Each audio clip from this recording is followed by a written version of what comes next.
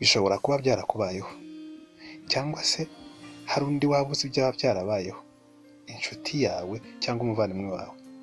Kwigunga, guhangayika, gutekereza cyane ku buzima abayeho cyangwa ubayeho mu gihe runaka. Iyo ari ubuzima bubabaje, akenshi usanga abantu babutekerezaho, ugasanga n'umuntu abwibazaho kenshi cyane, ugasanga umuntu yigunze.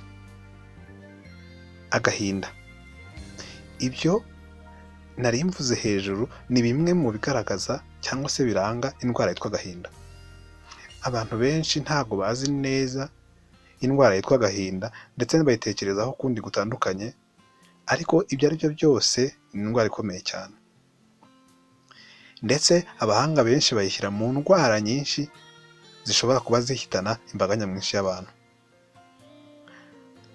Ariko muri rusange kwirindwa no kuyirinda birashoboka. Iyi ni indwara ifata mu buryo butandukanye.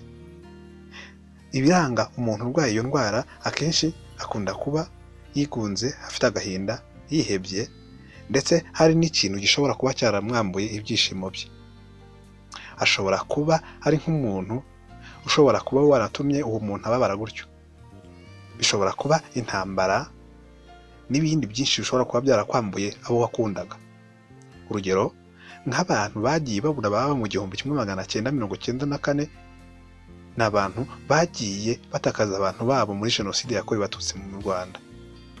Byagiye bibagiraho ingaruka nyinshi, kuko byagiye bituma bamwe bagira ihungabana ribaviramo no kwiyahura. Ibimenyetso bigaragaza umuntu urwaye indwara y'agahinda, ushobora gusanga bafata imyanzuro akenshi batabanje gutekerezaho, harimo no kwiyahura. Urugero rwa vuba naguhereza ni nk'urugero rw'umwana mu minsi yashize wiyahuye mu mujyi wa Kigali avuye kuri etaje yo hejuru. Ruriya rugero ni urugero rugaragaza umuntu wafashe umwanzuro kubera iyo ndwara.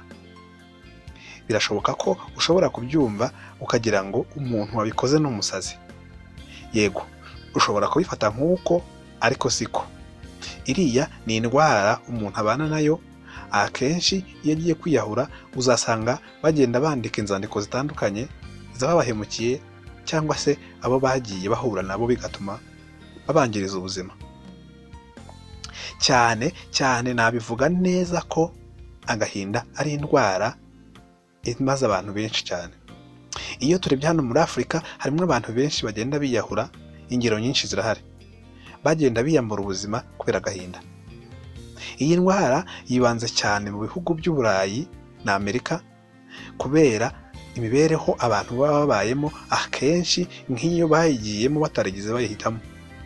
Wagera nk'iyo ngiyo ugasanga ubuzima burakakaye, bigatuma ufata umwanzuro wo kwiyahura.